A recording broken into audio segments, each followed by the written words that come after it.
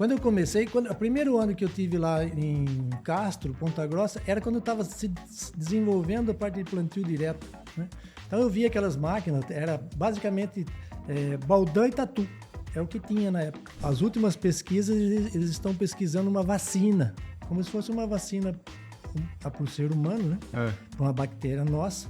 Aplicar uma vacina na planta que ela fique autoimune. Na parte química, abaixo tem uma molécula que está vindo mais 2028. Ele foi protocolado há um ano atrás, vamos colocar aí mais uns 3 ou 4 anos. Certo. Ela é excepcional para o controle de lagartos com baixa dose, com 12 gramas de ingrediente ativo até 25.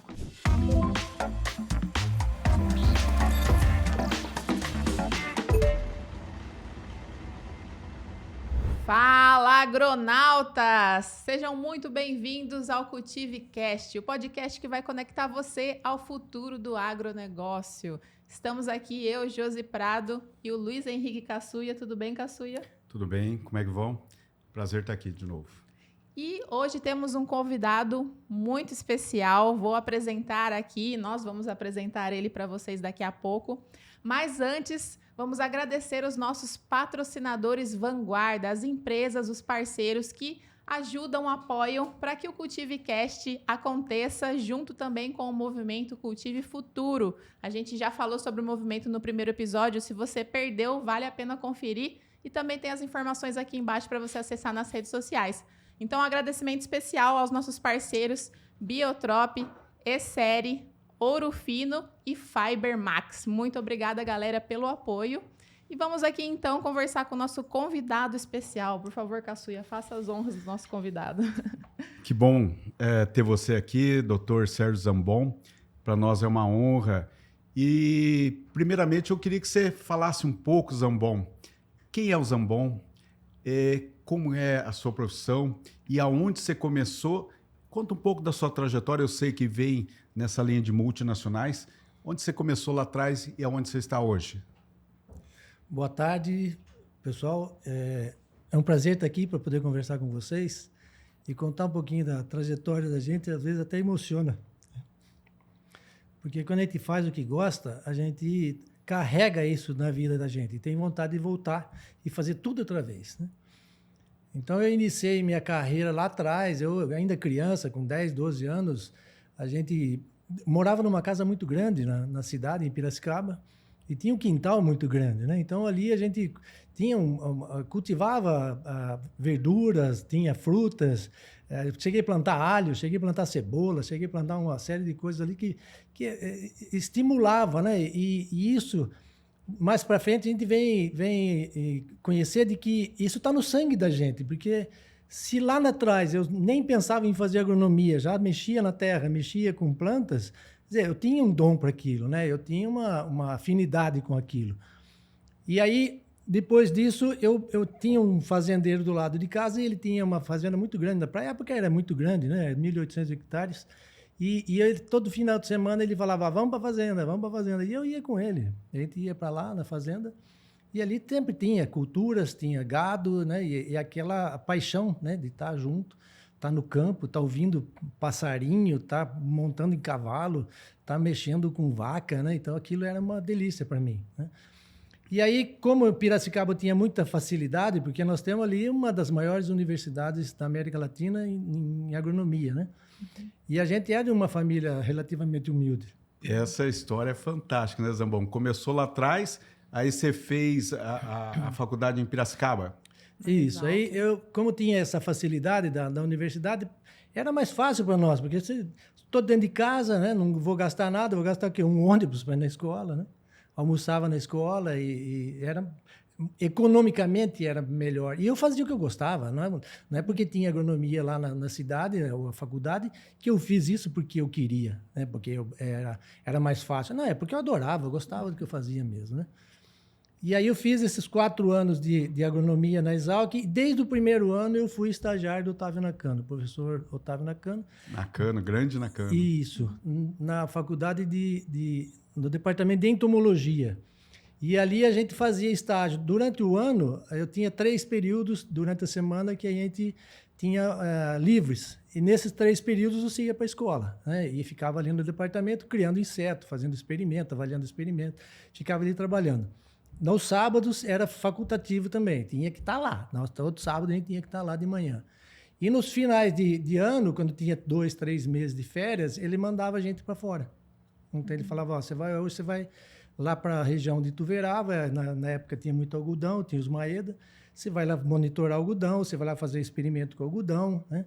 Você vai trabalhar com soja, e a gente ficava lá 3 meses tocado num hotelzinho lá, fazendo os experimentos. E ali que a gente via que a gente gostava, porque nem para o Natal a gente ia embora, ficava lá Natal, ficava Ano Novo, do que a gente gostava de fazer, né? E tinha um grupinho que a gente sempre se deliciava ali, né? Depois que eu me formei, como você faz o estágio, tem 4 anos ali, você tem muita exposição, né? Então tem muitas empresas que visitam. E aí eu tinha uma exposição grande. Logo que eu me formei, eu já arrumei, no primeiro mês de janeiro, eu já arrumei emprego, né? Na Químio, era uma empresa que era subsidiária da Grevo, da Rex, né, que era a Grevo. E ali eu fiquei 4 meses, né, como sistema de AT hoje, de assistente técnico. E depois de 4 meses, eu entrei na FMC, né, fui chamado para a FMC, fui transferido para a região de Ponta Grossa, Castro. Ali eu trabalhei um pouco com feijão, um pouco com batata, cenoura, né, as culturas que a gente mais trabalhava na época. Nesses 4 anos, a bolsa que eu tinha na escola era da União Carbide, que era uma empresa americana na época, né? E essa empresa, quando soube que eu estava trabalhando na FMC no Paraná, ele falou, putz, você trabalhou 4 anos conosco aqui, então quer voltar? Quem que não quer voltar, né? Aí eu falei, olha, vamos conversar, né? Aí nós conversamos e eu voltei para a União Carbide. E de lá para cá, eu nunca saí de uma empresa, né? Sempre foi sucessivas as transferências. Então, eu vim da União Carbide até mais ou menos 1986. Em 86, a Ródia comprou a União Carbide, né? Aí, eu passei a trabalhar na Ródia, fiquei na Ródia até 2000, mais ou menos, do ano de 2000, que foi o período da Ródia. Depois, em 2000, a Ródia teve uma joint venture com a Grevo, que saiu uma empresa chamada Aventes. Na Aventes, ela ficou 2 anos no mercado, e eu sempre passando de empresa em empresa, né? Aí a Bayer veio e comprou a Aventes, né? Eu fui para a Bayer, fiquei na Bayer 8 meses, mais ou menos. Por quê? Porque quando a Bayer ela tinha que vender, a Bayer comprou a Aventes, ela tinha que se desfazer de alguns produtos, porque ela ficou majoritária. Então, ela vendeu a molécula fipronil para a BASF, vendeu algumas outras moléculas, mas principalmente o fipronil. E eu tinha trabalhado desde 94 com fipronil, então eu tinha um conhecimento extenso em fipronil. Aí me convidaram para vir. Eu labutei um pouco, porque não queria ir. No fim, a esposa aperta, outro vai, e eu acabei vindo para a BASF e estou aqui até hoje, né? Então, é uma carreira que é dedicada, né, exclusivamente, pode-se dizer, a agroquímicos. Trabalhei muito com herbicidas, com inseticidas, com fungicidas, reguladores de crescimento, tratamento de sementes. Não tinha muita dedicação numa disciplina específica. Zambon, eu vejo assim, eu estou no mundo agro faz bastante tempo também, e eu falo que existe uma das pessoas, para mim, que passou por todas as etapas e que você hoje continua na mesma empresa praticamente desde a sua formação. E quais são as culturas que você trabalhou até hoje? Você pode enumerar as principais culturas que você trabalhou? Que eu sei que você sempre esteve ligado à pesquisa, tudo mais, para o desenvolvimento de novos produtos. Quais são as principais culturas que você trabalhou até hoje? Olha, no início, Caçuia, a gente trabalhava muito com cana, com batata, com citros, com café, HF de uma maneira geral, né? Depois, a partir de meados de 90, aí que começou a firmar mais soja, né? A soja começou a crescer, se desenvolver mais. Soja, algodão desde o início, desde a época de estágio, eu trabalhei com algodão. Milho é uma cultura que a gente trabalha, o país tem milho em todos os estados, em todos os municípios. Eu trabalhei muito com milho. Então, eu diria que eu trabalhei com seringueira, né? Então, Seringueira. trabalhei com um pouco de tudo, né? Uva, né? No Petrolina, na área de Petrolina. Então eu vejo diria que assim, eu trabalhei um Zambon, pouquinho de tudo. Né? eu vejo aqui, ó, só que eu já contei 11 culturas que você... É que eu falo, hoje você, para mim, é uma... Eu vejo que o teu nível de conhecimento, e você é respeitado no Brasil todo e fora do Brasil, pelo seu nível de conhecimento com todas as culturas que você passou e todas as áreas. Você não foi específico só na área de herbicida, inseticida, fungicida. Eu sei que você lida até, inclusive, na área de biológicos, tudo. Então, aqui são 11 culturas e você acompanhou todo o desenvolvimento no Brasil. Como era a agricultura lá atrás e o que você vê essa evolução da agricultura para os tempos atuais hoje? Olha, a evolução é fantástica, né? Se você vê a parte de equipamento, de máquinas, né? Quando eu comecei, o primeiro ano que eu tive lá em Castro, Ponta Grossa, era quando eu estava se desenvolvendo a parte de plantio direto, né? Então eu via aquelas máquinas, era basicamente baldão e tatu, é o que tinha na época, né? E eram as máquinas que você olhava e falava, você acha que isso vai dar certo, isso que vai dar certo. E olha o que virou hoje, quer dizer, nós temos uma agricultura que é quase 100% parte é plantio direto, né? E da evolução de tudo que eu vi, Caçuia, rendimento, né, variedades, mudança de comportamento, gestão de fazenda, né, infraestrutura, armazenamento, né, o conhecimento. O agricultor hoje não só semeia e não só colhe, ele tem toda a parte de comercialização, né, ele está de olho na bolsa. Então, as mudanças foram muitas, né? Antigamente, quem plantava e colhia, era o papel dele, né? E você vê, nós saímos de uma agricultura lá atrás que a gente era dependente de importação e hoje nós somos exportadores de alimentos, né? Eu vejo que as transformações foram muito grandes, principalmente depois da década de 90 ali, deu um boom. E essa virada de chave, por exemplo, aqui ó, você citou que ano 2000, mais ou menos, começou a soja, que você começou a trabalhar com soja. O que você acha que foi a grande virada do Brasil e nós, na agricultura, que demos essa virada de chave, que o país hoje é reconhecido mundialmente, nós somos o maior produtor de soja do mundo, viramos o primeiro exportador de algodão, que você já trabalhou lá atrás também, igual eu. Então, assim, qual que você acha que foi a grande virada de chave? Foi a pesquisa, foram as empresas, o produtor comprando todas as ideias de pesquisa? O que você acha que foi a grande virada de chave do Brasil, na sua opinião? Eu vejo que tem um conjunto de fatores, né? Não adianta você produzir se você não tiver para quem vender, né? Então, eu vejo que, em termos de rendimento, nós saímos na soja lá na década de 90 de 35, 40 sacas por hectare, para hoje a gente está colhendo mais de 100, né? 100 hoje, o cara que não colhe 100, às vezes ele fica até triste, né? Algodão, a gente saiu de uma... quando eu trabalhava com algodão lá atrás, antes de 2000, você colhia 140, 160 arrobas de algodão por hectare. Hoje, 300, o cara fica triste se ele colher 300, 350, ele quer mais, né? E eu também vejo abertura de mercado, porque não adianta nada você produzir, não tem para quem vender, né? Perfeito. Então, foi o mercado externo, né, os importadores que estimularam, né, que os agricultores plantassem, semeassem mais, porque tem, como é que eu digo, tem a parte de geração de demanda, né? Tem a demanda lá de fora, a demanda por soja, demanda por grãos. A população aumentou, o nível social da população aumentou, a alimentação está mais acessível. Então, isso estimulou, né, se produzir mais, porque se você produz mais e não tem para quem vender, né, não faz sentido, né?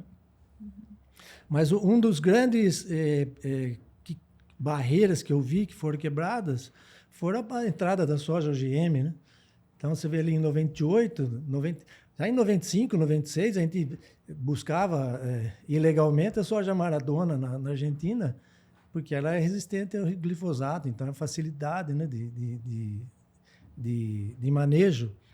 Depois de 2000, aí começou, a partir da primeira realização e a primeira autorização da soja OGM, aí começaram a vir outras, não só Roundup, mas vieram os BTs, vieram próprios outros herbicidas, nematóide. Então, veio uma série de avanços, né, que favoreceu essa multiplicação. E essas tecnologias, Zambon, essas tecnologias que você viu que foi a grande virada de chave, acho que realmente no Brasil, e essa evolução da produtividade. Hoje, o que você vê, por exemplo, dentro da agricultura hoje mais moderna que a gente tem, nós estamos começamos com as IPROS, nós estamos X2 hoje, nós estamos cada vez mais evoluindo em herbicidas, cada vez mais evoluindo em nematóides. E o que você pode falar, já vou aproveitar aqui a grande especialidade sua também, o que você pode falar aonde que nós estamos em 2025 hoje? 2030, como é que nós vamos estar? E 2035, como é que nós vamos estar, na sua opinião? Com certeza nós vamos estar melhor, né? Porque tecnologias estão vindo, né? Coisas novas estão vindo. Seja na parte química, seja na parte de variedades, seja na parte de trato do solo, seja na parte dos biológicos, seja no equipamento, plantio, taxa variável, tudo isso evoluiu, né? E cada ano que passa, a média da Bahia de soja, vamos considerar que o clima seja regular em todos os anos que a gente vai comentar aqui. Você sai lá de 55 para 57, para 59, para 62, para 65, para 68, você só vê subir, né? Exatamente. Então, a tecnologia está vindo e auxiliando. Eu vejo, assim, na parte de pragas, eu vejo uma dificuldade, às vezes, que a gente pode ter lá na frente. Porque é uma agricultura intensiva. Você vê aqui na região da Bahia, você tem até 3 cultivos durante o ano. Então, esses 3 cultivos, as pragas estão aí, né? Algumas ocorrem nos 3 cultivos. Nematóide está no solo, ocorre nos 3 cultivos, né? E isso está estimulando, né, que a maior população de pragas e nematóides no solo. Isso a gente precisa quebrar, isso a gente precisa trabalhar para poder tornar mais viável a agricultura, né? E você fala, por exemplo, é um negócio extremamente interessante que você falou aqui, ó. Nós somos o único país do mundo aonde se faz 2 ou 3 culturas por ano muito bem feita, né? A gente sabe que Mato Grosso, por exemplo, algumas regiões do Maranhão aqui, próprio Tocantins, faz 2 culturas no sequeiro. A Bahia está começando a fazer 2 culturas no sequeiro. E quando parte para o irrigado, 2 a 3 culturas também. E isso aí é uma transformação muito grande. Você é um cara que viaja para vários lugares do mundo. A sede da sua empresa é a Alemanha. E você tem essa experiência com vários locais do mundo. Você vê isso em outros lugares do mundo igual ao Brasil? Não.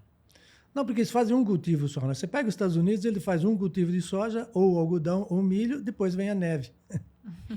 Então, a neve já é o refúgio deles, né? Já as pragas que estão ali morrem, né? Os fungos que estão ali reduzem a quase nada. Quando ele volta no ciclo lá na frente, a população está baixa. Então, é mais fácil de você gerenciar, mais fácil de você controlar. No Brasil, você sai de uma soja, né, que tem ali inúmeros patógenos, mas vamos colocar um que seja comum para algodão e soja, a mancha-alvo. Aí você sai, ela já tem um ciclo de 2, 3 gerações na soja. Aí você vem com o algodão, ela faz mais 4, 5 ciclos no algodão e os fungicidas são os mesmos. Perfeito. As ferramentas são as mesmas, né? Então eu vejo que a dificuldade vai ser maior, ano a ano vai ser maior. Eu vejo outro exemplo, Spodoptera, né? Ela é uma praga a nível mundial, mas onde é que ela traz mais problema? Na agricultura tropical. Perfeito. Porque lá nos Estados Unidos, lá na Europa, lá na França, ou seja, em qualquer outro país, você tem um ciclo só. Então, você tem uma geração. Quando volta a plantar milho, a geração é nova. Aqui, não. Você sai do milho, a mesma geração vai para a soja, que já é uma geração cansada de levar pancada de químico e feromônio e outros produtos para controle. Ela já entra na soja mais resistente, depois entra no algodão mais resistente, e a seleção, né, veja quantos ciclos ela faz por ano, e essa seleção vai se intensificando. Então, são coisas que a gente precisa prestar atenção e são coisas que eu vejo que a gente precisa... Eu não sei como, né, mas a gente precisa mudar o sistema que a gente está trazendo, porque cada vez mais está mais difícil. E cada vez mais está difícil de trazer produtos químicos ou feromônio ou biológicos, porque a exigência, né, ambiental, da saúde e também para a alimentação, né, para o ser humano, ela cada vez está mais severa, né? Então, hoje você tem produtos mais de sítio específico e mais específicos. Então, você tem um produto que controla lagarta. Né? No passado, você tinha um produto que controlava lagartas, coleópteros, lepidópteros e outros, ácaros, controlava tudo. Você passava, matava tudo. Mas ele era mais tóxico para o ambiente e para o ser humano. Né? Hoje, você tem produtos mais específicos, mas é muito específico. Você controla a lagarta, aí ela dá falha na lagarta, você tem que vir com um novo inseticida. Esse novo inseticida está muito mais difícil de sair.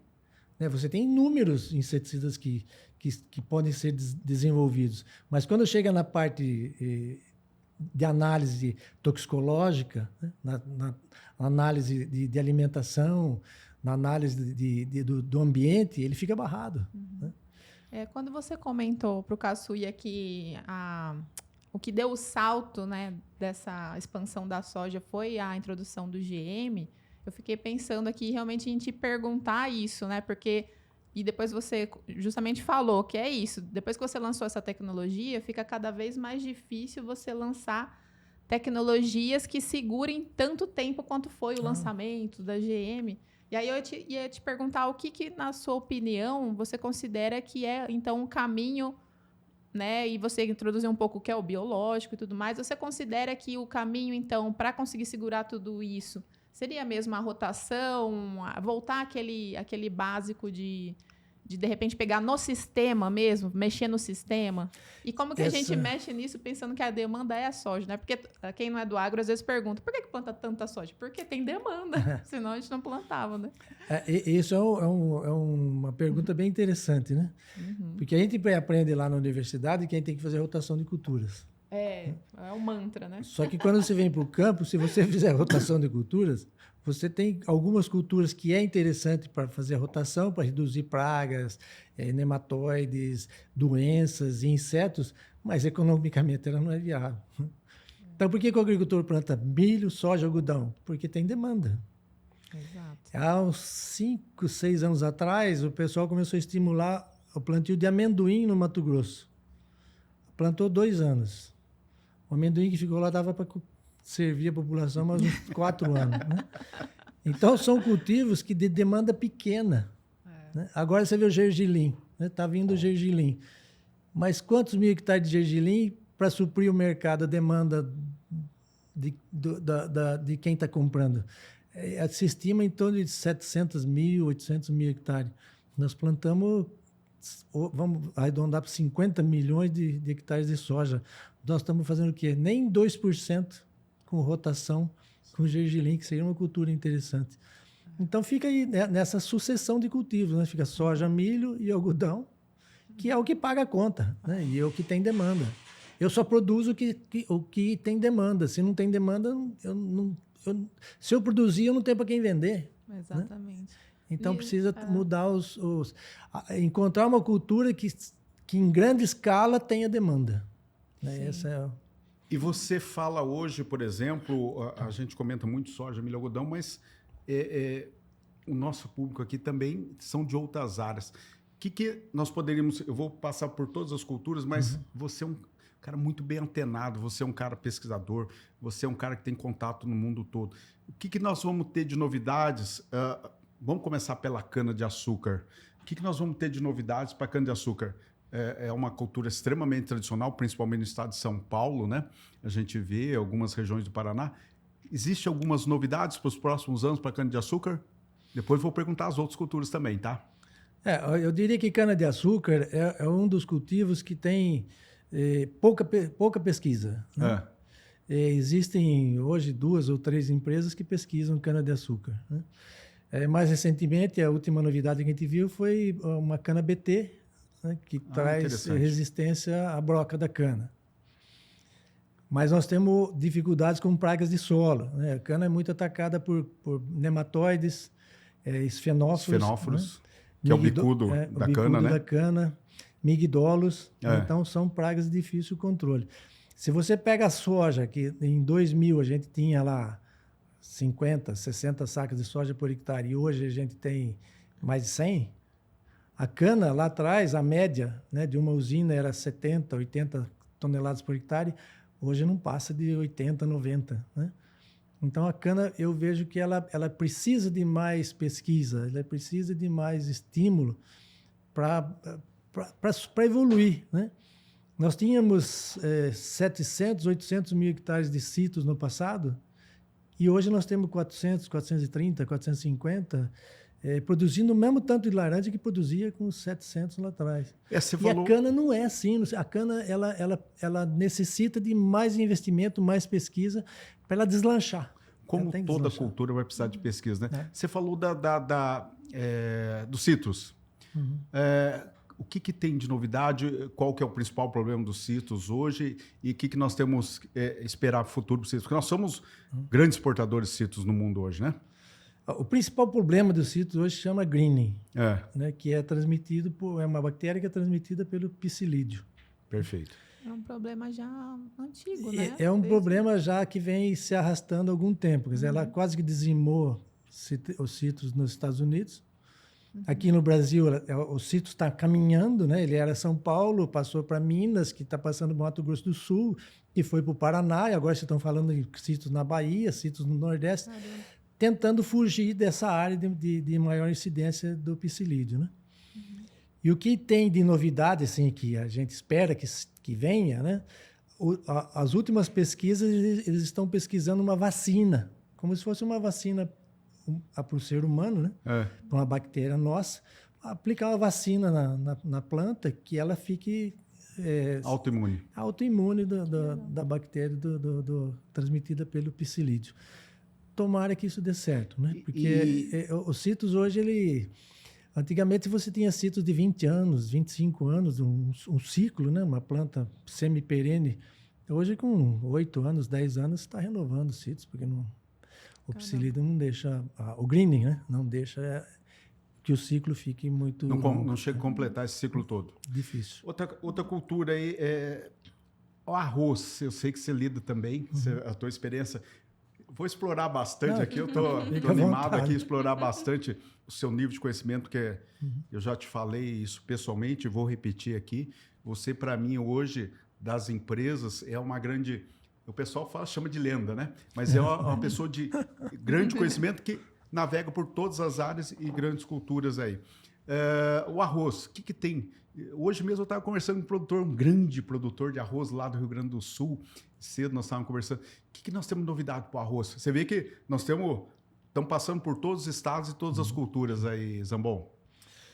O arroz, quando eu comecei a trabalhar, eu fazia o Rio Grande do Sul, a gente visitava a pesquisa no Rio Grande do Sul, o arroz se produzia em torno de 4.000, 4.500 quilos de arroz por hectare. Era uma produção fantástica, é o que tinha no momento. Depois, com o auxílio da BASF também, com os arroz CL, né, Clearfield, resistente a herbicida das imidazolinonas, nós demos um pulo ali para 7.000 quilos. Esse herbicida, ele é resistente qual? Qual erva daninha que ele vai pegar? Pega arroz vermelho e pega... Arroz vermelho, que é um grande problema na cultura do arroz, o pessoal que não conhece, né? Isso. E aí ele pulou para 7.000. Mais recentemente, com o desenvolvimento de variedades nessa mesma linha, estava em 10.000 quilos por hectare, né? Que já é uma mais que dobrou. Muito boa. Isso. E agora, mais recentemente, de 2 anos, 3 anos para cá, nós estamos introduzindo o arroz híbrido. E esse arroz híbrido está produzindo 14 toneladas de arroz. Nossa. Tem áreas com 15, 16, mas vamos dizer, a média, né, ela está com 14 toneladas de arroz por hectare. Então, é a evolução do arroz, é a tecnologia, né? Fazer híbrido é fácil? Não é fácil. Né? É muito complicado, é bem difícil. Tem os times certos de cruzamento, a quantidade de sementes que você tem por hectare é muito baixa, né? Ela chega a 1.500 quilos de semente por hectare. Quando você pega uma variedade, se ela for bem conduzida, você tira 5.000, 6.000 quilos de semente por hectare, né? Então, existe a dificuldade, mas existe a oportunidade, né, de trabalhar com arroz híbrido, produzindo muito mais. Então, você vê, de 4 toneladas para 15, 16, são 3, 4 vezes mais arroz. Mais. Numa mesma área. né? O Brasil está com 1 milhão de hectares de arroz no sul, mais uns 200, 300 aqui no norte, né? Vamos pôr 1 milhão e 300, 1 milhão e 400 talvez de arroz, e a população crescendo, o consumo aumentando, e estamos com a mesma área, né? Suprindo toda essa população de alimento. Isso é fantástico. Isso é uma evolução fantástica. Você vê, nós passamos aqui por a cana, nós passamos pelos citros, nós passamos pelo arroz. Você pode falar um pouco, agora eu vou para frutas.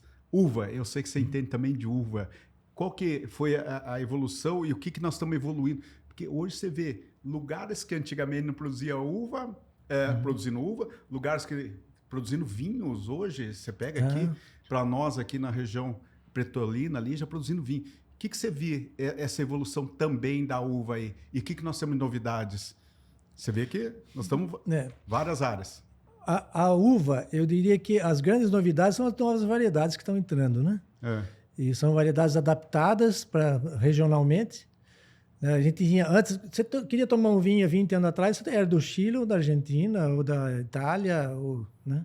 Você é um bom apreciador de vinho também, não, Zambon? Um pouco. Gosto muito de cerveja, mas vinho no inverno também. Então, a gente ia buscar fora. Depois, hoje você tem vinhos na Serra Gaúcha tão bons quanto os importados, né? Você tem vinhos ali na região de São Paulo, uma série de vinícolas naquela sul de Minas e São Paulo, região de Pinhal ali. Você tem no Vale do Paraíba. Então tem variedade. Aqui, ó, no Nordeste, quem que falava que ia produzir vinho no Nordeste? Exatamente. Na região de Petrolina, né, tem vinícolas produzindo vinho de boa qualidade, né? Então, a grande passo da uva, no meu ponto de vista, são as variedades, né? São variedades adaptadas regionalmente e com aptidão para a produção de vinho, né? Interior de São Paulo, você vem ali, Catanduva tem vinícola, Ituverava tem vinícola, são regiões quentes, né? Que você fala, pô, aqui não vai dar vinho, exatamente. Né? Então, a grande evolução, eu vejo que são as cultivares, as variedades. Né? Essa a grande evolução, né? Outra cultura... desculpa, pode falar. Só para antes de uma pergunta técnica, uma pessoal, você planta alguma coisa, Zambon? Não. Se fosse de todas essas culturas que você conhece, uma só por paixão, sem pensar no mercado, qual que você escolheria, assim? Ó, eu vejo que a agricultura, eu adoro a agricultura, mas eu tenho medo da agricultura. Né? Mesmo. Porque é uma profissão o agricultor... Ele planta olhando para cima, ele colhe olhando para cima, ele passa o ciclo dele olhando para cima. Ele é muito dependente do clima, né? Mas isso que você falou, Zambon, eu acho que é fantástico, que eu fiz até no primeiro de abertura do nosso podcast, que é o Cultivecast, eu fiz uma homenagem aos produtores. Porque os produtores realmente, ele planta hoje esperando que o tempo seja bom. Isso. E se Deus quiser, vai ser bom. Mas, às vezes, como aconteceu muito aqui na Bahia, na década de 80, muitos produtores voltaram para trás, porque não tinha tecnologia, o tempo, às vezes, não ajudava. Então, é exatamente isso. Eu acho que o produtor é um grande herói, não é isso? É o herói. E, assim, esses que voltaram para trás, por quê? Porque acabou financeiro. Ele veio com recurso, mas ele perdeu o primeiro ano, foi resiliente o segundo, perdeu o segundo, foi resiliente o terceiro, perdeu o terceiro, foi resiliente o quarto. Aí acabou o fôlego, né? Aí ele teve que voltar. Mas você vê o agricultor, o quanto herói ele é. Veja o Rio Grande do Sul, 3, 4 safras agora, que está ali. E ele é resiliente, ele planta e não chove, ele planta e não chove, ele planta e não chove, e ele está ali, né? Então, é um herói, o agricultor é um herói, né? Se fosse uma pessoa menos preparada, né, com menos paixão, já tinha abandonado isso. Exato. Né? É verdade. É uma grande dificuldade. Eu queria aproveitar mais uma cultura que eu sei que você domina também. Nós temos visto crescente, até um grande produtor, amigo meu, quero mandar um abraço aqui para o Celso Roqueto, João Emílio, que são grandes produtores de batata no Brasil. A gente tem visto crescer muito batata em algumas regiões do Brasil hoje. O que você pode falar que tem de novidade nessa linha?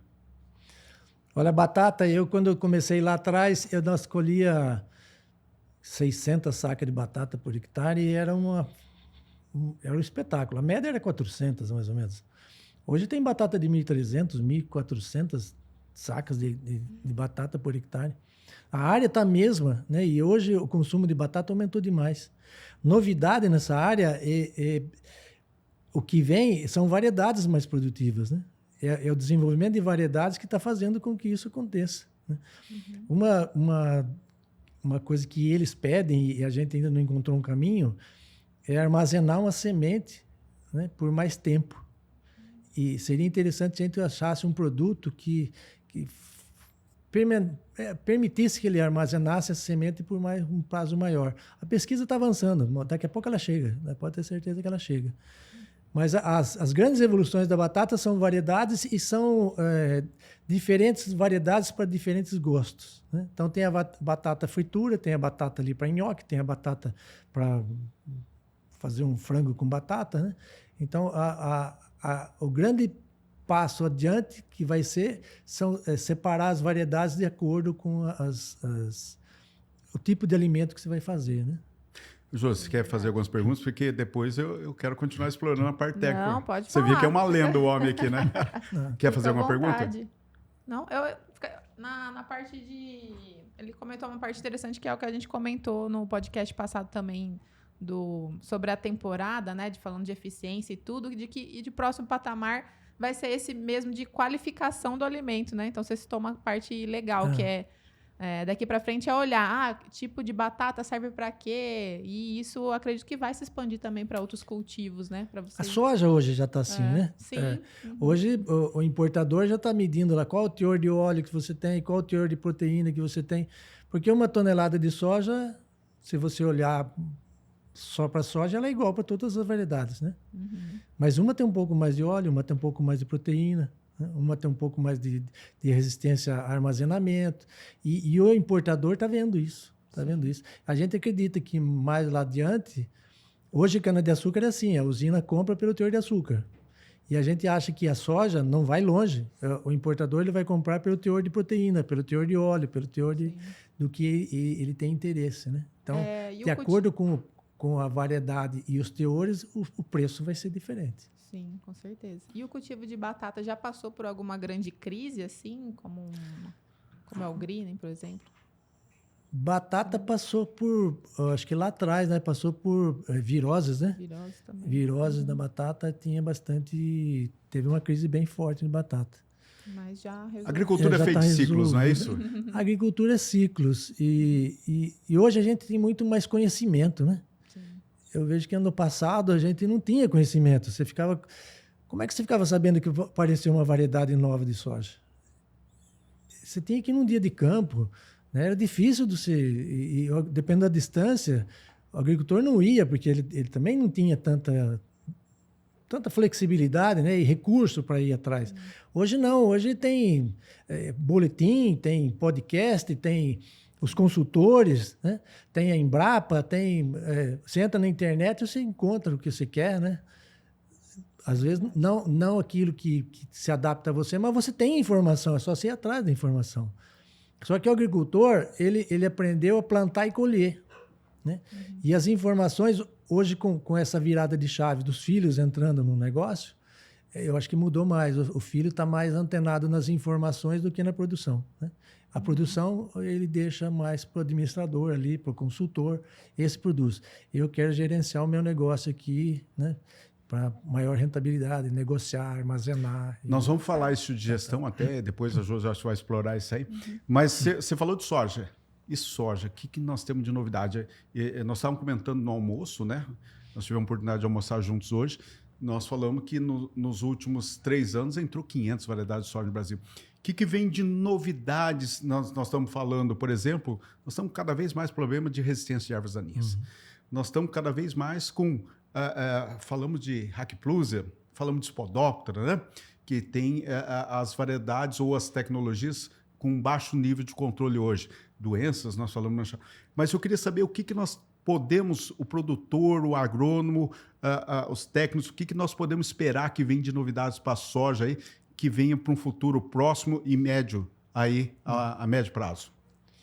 Acho que são frentes, né, Caçuia? Você pegar a parte de pesquisa de variedades específica, o foco é rendimento. Perfeito. Então, o rendimento, você vê que ano a ano está aumentando, né? E ano a ano vem variedades que são mais atrativas e produzem mais. Na parte de nematóide, tem alguns genes de resistência a nematóide que estão introduzindo, inclusive da BASF, né? Perfeito. Então, para qual nematóide está vindo? Meloidógene e o Pratilencos. Pratilencos está vindo já, novidades também? Isso é muito importante. Ela, para 30, 32, ela vai estar no mercado já. Olha só, uma grande notícia, hein? Isso é uma grande notícia. Então, a parte de nematóide está evoluindo muito. Planta daninha, você vê hoje soja, eu vi agora, recentemente, as empresas lançando 4 herbicidas no mesmo material, né? Então, é glufosinato, é glifosato, é PPO, isoxaflutole, é dicamba e é 2,4-D. Eu só fico pensando como é que vai matar essa soja no meio do algodão. Como é que nós vamos controlar essa soja, tiguera, né? Como é que vai controlar ela? Mas então, na parte de planta daninha, a evolução é fantástica, né? Parte de BT, proteína para controle de insetos, também eu vejo que está evoluindo, não a curto prazo, mas a partir de 2030, tem novas proteínas vindo, né, que são bastante eficientes no controle de lagartas. Né?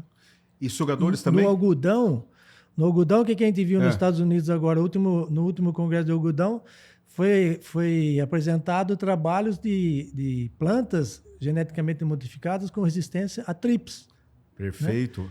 perfeito. Então, tá Tryon chama essa tecnologia, né? Então está evoluindo muito, né? Está evoluindo muito. Você acha que para essas culturas soja, milho e algodão nós vamos ter uma evolução constante? Porque hoje eu vou falar um pouquinho do milho, é uma cultura que as proteínas, no começo quando lançou nós tínhamos excelente controle, depois a Spodop foi se adaptando. Mas está vindo então, o produtor pode esperar novas proteínas dessas tecnologias aí para ajudar. Pode esperar que está vindo. Na parte química, abaixo tem uma molécula que está vindo mais 2028. Né? Ele foi protocolado há um ano atrás, vamos colocar aí mais uns 3 ou 4 anos. Certo. Ele é excepcional para o controle de lagartos com baixa dose, com 12 gramas de ingrediente ativo até 25. É excepcional para o controle de lagartos. Né? Pouco descarte de embalagem. Pouco descarte de embalagem e alta efetividade de controle. Né? Então, eu me perdi um pouco aqui na... Então, no milho que a gente tem visto, as lagartas, né? Isso. E o próprio algodão, as tecnologias estão vindo aí. Eu como agrônomo, eu penso, Caçuê, que nós deixamos muito exposta as lagartas, muito exposta a essas tecnologias. Porque a gente começa com soja, depois coloca no milho, depois coloca no algodão, a mesma tecnologia nos 3 cultivos. A mesma lagarta que está comendo a soja, é a mesma lagarta que está comendo algodão e a mesma lagarta que está comendo milho. Então, ela dura muito pouco. Não tem uma quebra de ciclo no meio. Né? A gente fala de refúgio. É difícil fazer o refúgio. Eu não vejo agricultor fazendo refúgio. Perfeito. Né? Ele quer o imediato. Ele não pensa a longo prazo. E mesmo as variedades novas não estão sendo lançadas com altura de produtividade com as que têm proteínas, né? Isso. Tem variedades que têm... Elas são um pouco mais resistentes, mas não produzem tão bem. Né? Exatamente, é isso. Eu gosto da soja, porque a soja, a gente fala de dana, de lagarta, disso. Então, em 97, 98, até 97, 98, o que se falava em soja? Era resistência à doença. Né? Se você pensar um pouco lá atrás, tudo que vinha de novas variedades, você tinha que ter resistência à doença. Ah, mas ela não é resistente a cercóspora, descarta. Ah, ela não é resistente a oídio, descarta. O fator de corte era a resistência à doença. A partir de 98... E começou a virar a chavinha. Ah, mas tem doença, mas tem fungicida que pode controlar e pode produzir mais. Não tem problema que tenha doença. Aí foi a primeira empresa que começou a trabalhar com fungicida na soja foi a Grevo. Você lembra do carbendazim? Né? Sim.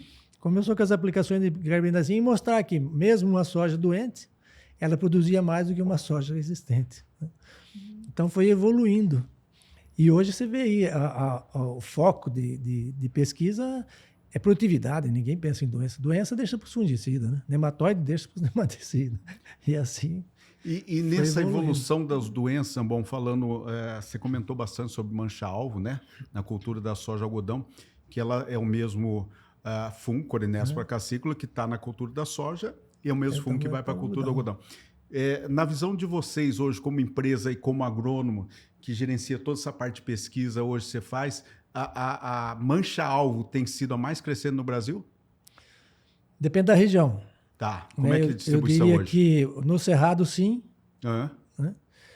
E no Sul, não. No Sul, ainda a ferrugem é a principal doença para eles. Lá. Quando você fala Sul, nós estamos falando de quais estados?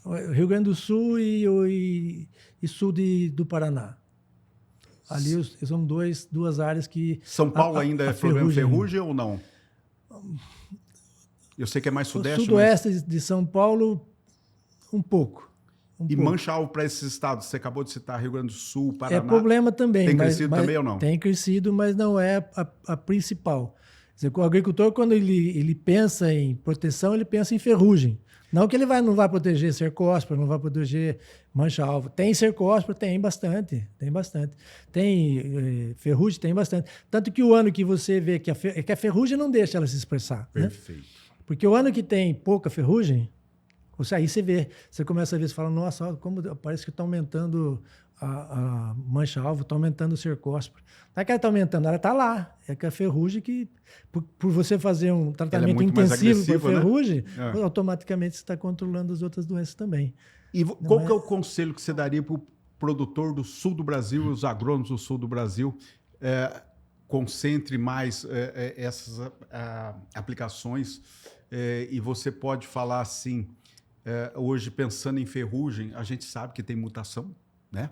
Que teve lá atrás, 2011, 2012, nós tivemos a primeira mutação, que é a 129. E aí, que conselho você daria para o pessoal do Sul? Porque depois eu vou pedir um conselho para o pessoal do Cerrado, tá? Então, para o Sul do Brasil, o que você daria de conselho para esse pessoal que planta soja, principalmente soja, nós estamos falando aí hoje? Em termos de doença da soja, eu gosto de tratar no início com os produtos mais eficientes. Né? A gente tem mania de querer ver para crer. Então, eu quero ver as ferrugens chegar para depois começar a aplicar. Eu começaria sempre preventivamente. Perfeito. Você tem que, em doença, assim como no ser humano ou qualquer outro ser vivo, você tem que controlar o início. Você não pode deixar essa curva evoluir. Uma vez que a curva evoluiu, fica mais difícil, né? E como é que você inibe a evolução da curva? Usando produtos mais eficientes no início. Né? Quando a infecção está baixa ainda. Né? Ou os poros começaram a aparecer. Então, a minha recomendação é não perca o time de aplicação. Né? E fique de olho no clima, faça monitoramento da sua área, não fique estático num período de aplicação, cada 15 dias eu vou aplicar, cada 14 dias. Não, se precisar, cada 10. Se puder, cada 15. Tem que estar na roça. Tem que estar na roça, tem que fazer monitoramento. Então, não existe uma receita de bolo. Perfeito. O que tem que fazer é preventivo, no meu ponto de vista. Porque o agricultor, ele se planeja para fazer 3, 4 aplicações, faça bem feito, né? Você vai fazer 3, 4 de qualquer jeito, seja mais cedo ou mais tarde, você vai fazer as 4 aplicações. Só que se você começar mais cedo, a sua chance de sucesso é bem maior. Se você deixar para começar um pouco mais tarde, a sua chance de insucesso é bem maior. Né? E isso é impressionante, esses dados que você está falando, essa recomendação, a gente tem visto isso na pesquisa. Quando nós começamos mais cedo e fazemos com os produtos corretos, logicamente monitorando a área, a nossa produtividade tem crescido nisso aí. E para o Cerrado, quais são as doenças hoje principais? Eu vou te falar, cita só 2 que você citaria hoje, que seriam as principais doenças da soja no Cerrado, e qual o seu conselho também? Cercóspora subiu muito. Cercóspora. Né? E mancha-alvo também subiu bastante. Perfeito. E o conselho para essas 2 doenças é o mesmo. Você tem que começar cedo, Caçuia. Você não pode deixar ela evoluir. Depois que ela evoluiu, a dose do produto, né, e a constância de aplicação vai ser diferente se você começar cedo. Perfeito. Né? Você vai gastar mais e vai ter um retorno menor. E assim, quando você tem um dano de doença, o dano na planta, o gasto de energia da planta já foi feito. Eu não vou colher mais. Eu plantei uma soja para colher 100 sacos. Se ela tiver um dano de mancha-alvo, de cercóspora, e o potencial dela de 100 já caiu para 90.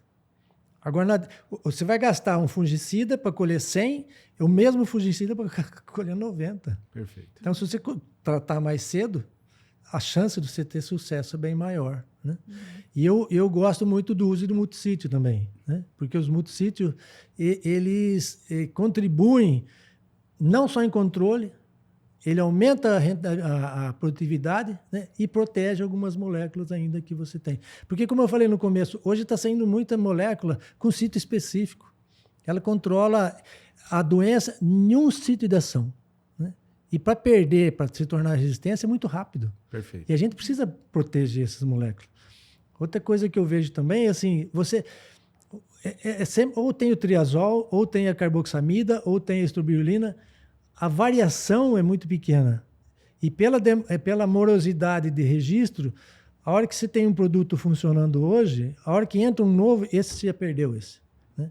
Então, eu sempre brinco que manejo de resistência é feito quando você tem múltiplos produtos para controlar aquela doença.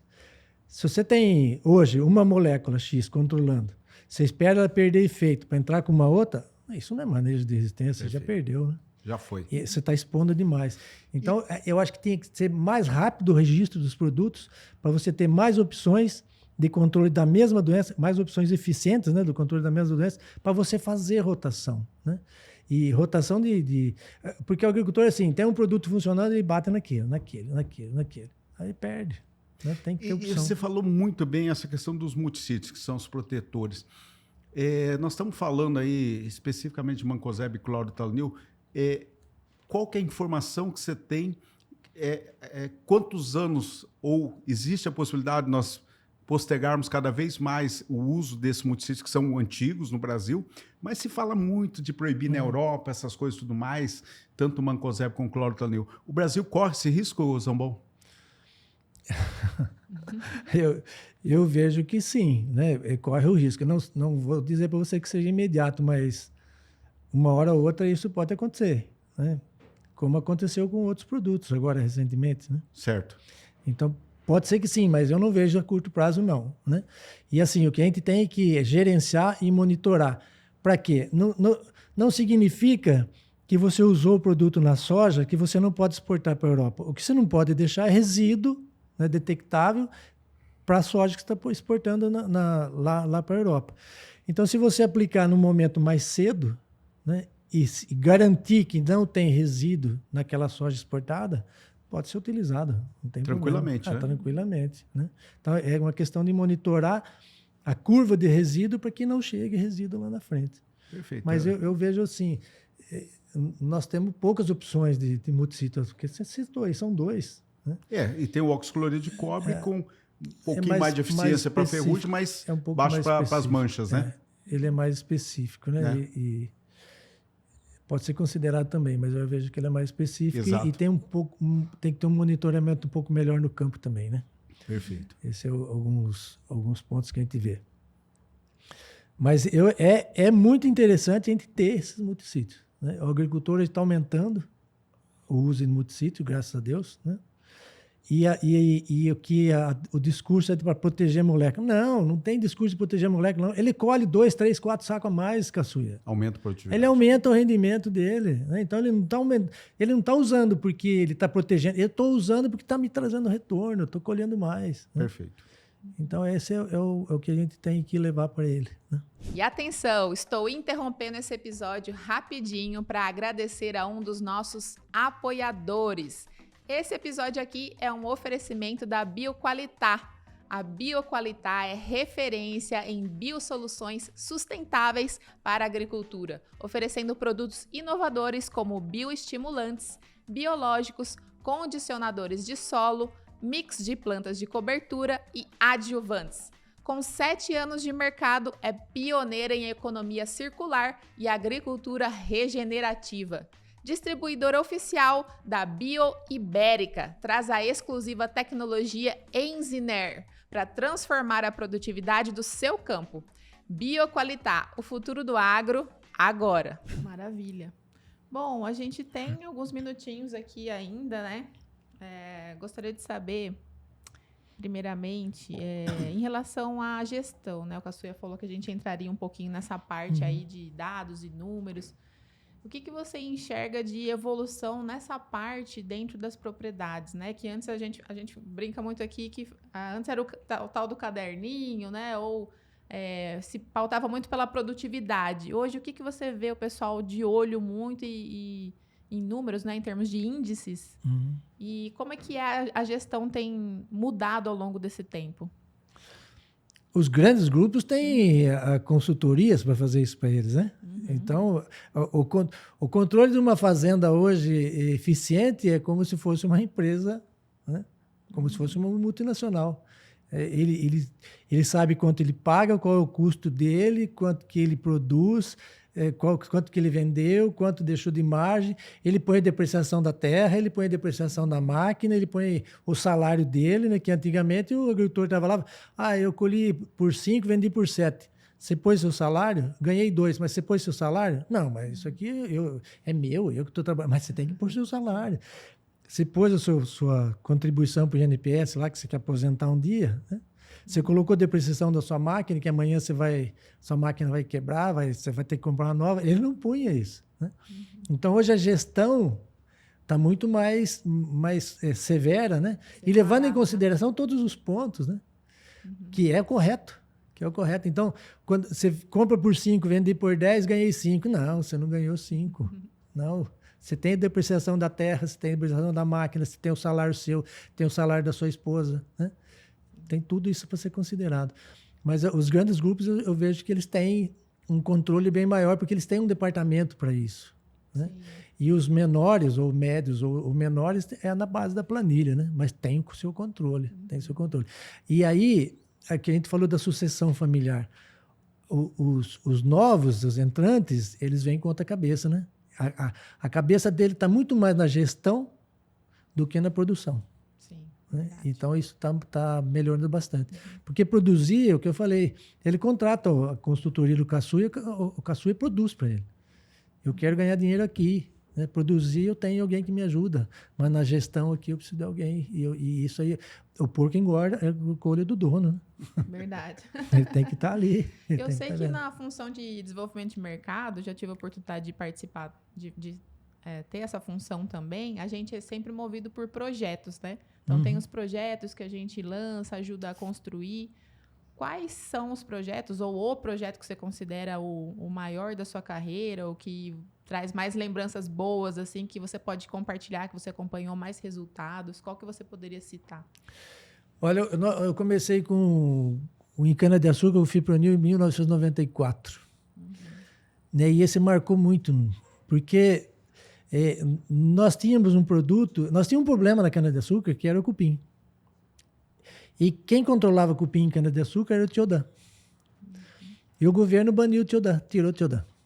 Endosulfa. Endosulfa, é isso, endosulfa. É bom falar o ativo. Endosulfa. E o governo baniu o endosulfa. E aí não tinha produtos para controlar cupim em cana-de-açúcar. E nós começamos a trabalhar naquela época com o Fipronil. E o Fipronil estava com 4 meses de... E cana, só para contextualizar um pouquinho, você planta cana hoje, você precisa de controle do cupim por 5 anos. É o ciclo dela, 4, 5 anos, você precisa do controle do cupim. Né? Então, você tem que abaixar a população num tal nível que ela demore para ressurgir lá na frente. E a gente tinha um Fipronil que tinha conhecimento de 4 meses. Nós tínhamos experimento com 4 meses que abaixava a população a 0. E aí ficava naquela, vamos lançar, não vamos lançar? Só temos 4 meses, nós precisamos de 5 anos, vamos esperar. Vamos esperar 5 anos para fazer a pesquisa, a hora que tiver lá o resultado a gente lança. Pô, mas 5 anos? Não dá para esperar 5 anos, né? Temos que lançar logo. E aí foi um risco que a gente correu. Nós falamos, vamos lançar ele com 4 meses de experiência. Né? Nós sabemos que ele zera a população do cupim, você não encontrava cupim nem para remédio. Né? Então, provavelmente ele vai lá na frente, ele vai aparecer, mas depois de 3, 4, 5 anos.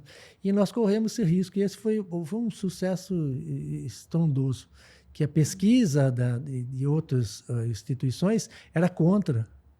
e nós bancamos, nós falamos, vamos junto, vamos tentar, vamos levar, e deu certo. Isso aí, para mim, ficou marcado, né? Olha que legal. Porque e não ficou só para cana, né? Dá para ser... e fipronil em cana-de-açúcar foi o produto número 1 de inseticida para o controle de cupim. Acho que 100%, eu não vou descer de 100%, porque tem agricultores pequenos, mas acho que uns 80% tratavam com fipronil para controle de cupim, né? E as próprias instituições que eram contra no começo, eles eram contra, eles batiam em nós. Qualquer coisa que a gente falava, eles batiam. Não, vocês não têm dados, vocês não podem fazer isso. E nós, não, vamos correr risco. E na soja continua sendo usado até hoje no TS, né? No TS ele é usado bastante em TS, tem um controle muito bom para... Aqui na Bahia ele foi muito importante para esternecos, né? Esternecos. Para o bicudo da soja. É, o tamanduá da soja. O tamanduá. Ele foi muito, muito importante. Até hoje ainda ele é usado para controle de tamanduá. No sul também foi bastante. E pragas de solo, de modo geral. Formigas. Formiga saúva, Formiga principalmente, saúva. né? Então ele é um produto muito importante. Mas esse da cana me marcou, porque nós Legal. tomamos tanta pancada que depois lá na frente nós choramos no começo e sorrimos no E Zambon, nessa sua trajetória toda hoje, que você falou que está sempre dentro da mesma empresa, que hoje é a BASF, né? Que é um orgulho nacional. Hoje, Zambon, a gente vê que os profissionais mudam muito rápido. Boa pergunta, viu? Mudam muito rápido de empresas, muito rápido. Às vezes, até na profissão, os caras... Eu queria a sua opinião e o seu conselho para que os novos profissionais, tem muitos novos profissionais aí no mercado, né? Qual que você daria como conselho, com toda a sua experiência, com todo o seu sucesso que você tem, com todo o respeito profissional que você tem hoje, o que você daria de conselho? Segura a ansiedade. Né? Eu acho que assim, hoje o jovem, ele está mais correndo atrás de parte monetária, né, do que de um reconhecimento, do que de um futuro brilhante. Né, esse futuro chega, não chega? Chega, já chegou. Né? De uma evolução de carreira. Então, ele começa hoje como um AT, né, um assistente técnico numa empresa, ele já pula para outra, ganha R$500 na outra, vou na outra. Meu, olha a empresa que você está trabalhando, qual que é o potencial de crescimento que se tem. Né? Então, eu vejo pessoas saindo da base, saindo de outras grandes empresas, para ir trabalhar em empresas menores, que eu falo, por que você está indo lá? Porque eu quero ser gerente. Mas aqui você vai ser gerente. Mas vai demorar. É um pedágio que você tem que pagar, né? Agora, você quer ser feliz aqui mais para frente? É o pedágio do conhecimento, não é isso? Do conhecimento, do relacionamento. Adquirir conhecimento para isso. Né? Então, Caçuia, o que eu vejo essa mocidade aí? Eles são muito monetários. Monetário de tudo. Vou ganhar 1.000, 2.000, pula. Mas será que você precisa desses 1.000, 2.000? Que no futuro pode ser muito mais? Porque eu vejo assim, você precisa de um valor X para você sobreviver e viver bem. O que vier acima disso é um extra, né? Que Perfeito. Você pode guardar, você pode investir, você pode fazer o que você quiser. Mas ele já tem isso. Aí vem uma empresa, oferece um pouquinho mais, ele pula para outra empresa. Mas você já tem o que você precisa, né? E você tem um potencial lá na frente. O pessoal está te reconhecendo. Você tem um plano de carreira, você tem uma empresa multinacional. Você tem uma empresa que dá oportunidade na Alemanha, nos Estados Unidos, na Europa, na América do Sul. Não, você pula para uma menor porque eu vou ganhar mais ou ser gerente. Mas o que te interessa mais é o cargo, é o reconhecimento, é a entrega, é ser útil, né? Então, isso que eu penso. Eu vejo que nós temos uma função na Terra. Né? Você veio aqui para exercer uma função. Perfeito. E a função, tenho certeza que não foi ganhar dinheiro. Né? Então, deixa seu legado aí, não como uma pessoa que só quis crescer monetariamente, mas que deixou alguma coisa que foi útil para quem ficou. Né? E já que você aproveitou a palavra, eu quero aqui agradecer pelo legado que você deixou para a agricultura. Ou está deixando, né? Vai ter muito pela frente aí. Porque esse legado que eu acho muito importante. Passar conhecimento, passar para as pessoas valores, eu acho que esse é o grande legado do Zambon. Parabéns, viu, Zambon? Obrigado. Obrigado. Para as pessoas que estão vindo agora, né? Eu vejo assim, quando alguém me pergunta, fala, olha, ô Zambon, que você acha que eu posso fazer? né, os novos alunos, normalmente em escolas, eles perguntam isso. Eu falo, você tem que se capacitar, né? Tem que se capacitar e ser reconhecido pelo aquilo que você sabe. Né? Porque não adianta você achar que você é o bom se o de lá não está vendo que você tem potencial e que você tem conhecimento. O segundo ponto, eu acho que tem disponibilidade. Né? Porque você fala, você iria para a Bahia? Bahia não. Eu queria ficar em São Paulo. Mas então você não quer crescer, né? Você não quer se desenvolver, né? Então, ter disponibilidade. Tem uma oportunidade aqui agora, você vai ficar 2 anos na França. Vou na França. Tem uma oportunidade aqui, você vai ficar lá em Balsas, lá, que nós estamos com um desafio lá e eu preciso de você lá. Vou para Balsas. Para Balsas eu não vou.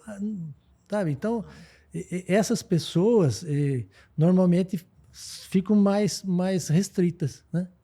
Se você pegar nas empresas quem evolui, quem está crescendo, são esses que têm disponibilidade, têm conhecimento, está sempre estudando. Né? Eu vejo pessoas dentro da Bacio lá que faz MBA hoje, MBA amanhã, MBA. Eu falo, mas que tanto MBA você faz? Não, estou me capacitando, estou me treinando, estou me formando, estou investindo em mim. Né? E é isso que eu vejo que tem que fazer. E está no lugar certo, né? Porque também não adianta você estar super capacitado numa empresa que não te dá oportunidade. Então, estou super capacitado, mas estou na Bacio. A Bacio é uma empresa que dá outra oportunidade, ela é multinacional, ela te dá oportunidade nos Estados Unidos, na França, na América do Sul, no Norte, na Bahia, em São Paulo, no Centro-Oeste. Então, você tem que estar no lugar certo. Eu estou no lugar certo, estou me capacitando, né, e tenho disponibilidade. Aí vai para frente, aí não tem volta. Perfeito. Não tem volta. Realmente, não à toa estamos na era da ansiedade mesmo, né? Então, foi um bom conselho, sim. Bom, estamos caminhando para o final do episódio. A nossa temporada vai falar muito sobre eficiência produtiva, né? Como melhorar a eficiência da produção no Brasil. Então, a gente fecha o episódio agora, todos os episódios, fazendo essa pergunta para o nosso convidado, pedindo para ele fazer um resumo sobre a ótica dele e a experiência, o que ele poderia colocar de pontos para melhorar ainda mais a eficiência produtiva do Brasil. Mesmo que não seja produtividade, talvez você pense por outro ângulo, mas vou deixar aberto para você responder. Eu acho que tem pontos como planejamento. Tem que se planejar, né? Porque se você se planeja, você tem uma propriedade, você conhece os defeitos da sua propriedade. Você sabe onde tem nematóide, você sabe onde chove menos, você sabe onde o solo é mais difícil de trabalhar, você sabe qual variedade que eu tenho que plantar ali, porque ela tem mais vigor ou menos vigor, ou tem resistência a tal, X, Y, problema. Então, se planejar e tratar cada talhão de forma diferente. Né? Então, cada talhão tem a sua aptidão. Não, eu vou começar por lá, por quê? Porque lá o solo é assim, assim, assado, e lá eu tenho mais sucesso começar cedo. Se você começar de qualquer jeito, você vai terminar de qualquer jeito. Né? E a parte de planejamento é uma que eu acho que tem que ter. Monitoramento, tem que monitorar muito bem, né? Porque hoje os custos são altos. Então, monitorar a sua propriedade, eu preciso aplicar, eu preciso conduzir. O digital está aí, que permite você ter economias fantásticas, né? Então, investir em tecnologia, buscar a variedade certa, no momento certo, né? Como dizia o saudoso Dirceu Gassi. Dirceu Gassi. Fazer bem feito na hora certa. Né? Então, esse é o segredo que a gente tem, né? Fazer bem feito na hora certa. Outra coisa que eu vejo, o agricultor, ele sobra um pouco de recurso para ele corre comprar área. Então, sobra um pouquinho, ele corre comprar área. E aí vive apertado. Vive com pouca máquina, vive com pouco pessoal, mão de obra, planta rápido, colhe rápido, perde um monte que não deveria perder, né, por falta de estrutura, né? Não tem armazenamento, vai produzindo, não tem onde armazenar, daí colhe o milho, joga na roça lá para esperar, porque não tem onde guardar. Né? Então, acho assim, a primeira coisa que ele tem que fazer é tratar bem o que ele tem. Né? Explora o máximo que você pode dentro da área que você tem. A hora que você conseguir aqui o máximo, e aí você investiu tudo que você pode para tirar o melhor da terra, da sua área, aí você vai investir lá fora. Né? Porque aqui, ó, eu não tenho mais onde colocar aqui. Eu já estou aqui num limite que eu posso tirar um pouco de recurso daqui e investir lá. Agora não, eles vão crescendo e plantando cada vez mais, colhendo cada vez mais e ganhando cada vez menos, né? É mais ou menos o que eles fazem por área, né? Por área. Bom resumo. Então, Zambon, eu queria, agora, partindo para o encerramento, agradecer demais a sua presença aqui. Para mim é uma honra enorme ter você aqui.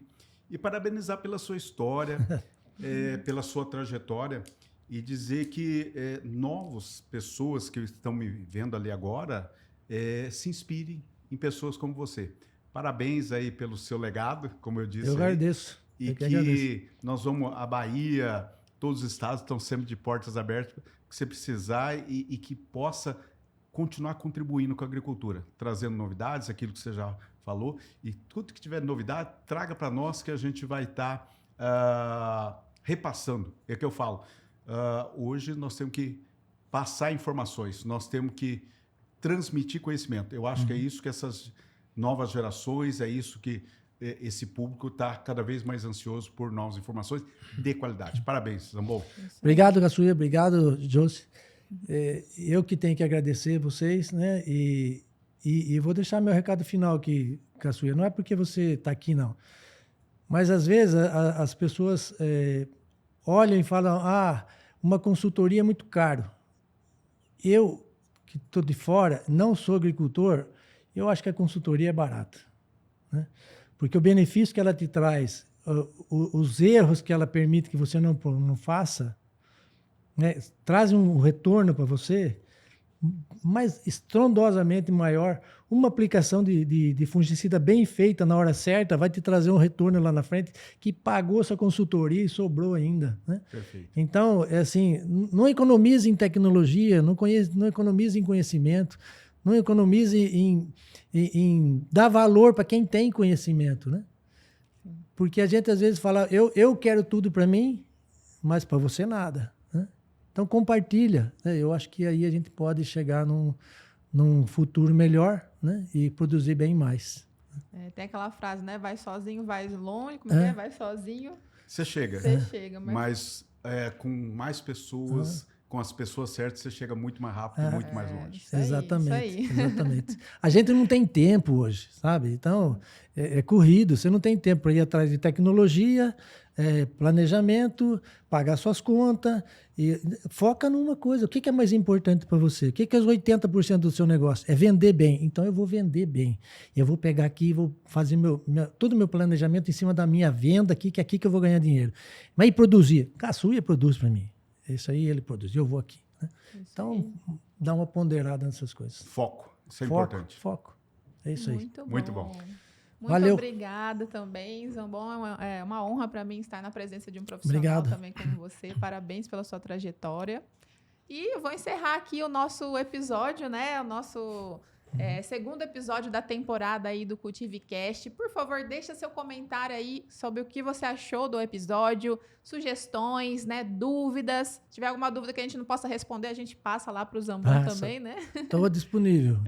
E também avisar, né, pessoal, do nosso movimento aí do Cultive Futuro, que está nascendo junto também com a estreia do CultiveCast. Você tem acesso a todas as ações do nosso movimento nas redes sociais do Cultive Futuro, Cultive com K, tá? E lá na plataforma Cultive Academy, você pode acessar também e se inscrever gratuitamente. Você pode mandar os comentários do podcast lá de forma mais exclusiva. A gente vai dar preferência para quem já estiver lá dentro da plataforma, tá? Mais uma vez, gratuitamente. Então, muito obrigada pela presença aqui de vocês, de você que está aí do outro lado, e até o próximo episódio. Obrigado. Tchau. Até Grande mais, abraço. pessoal.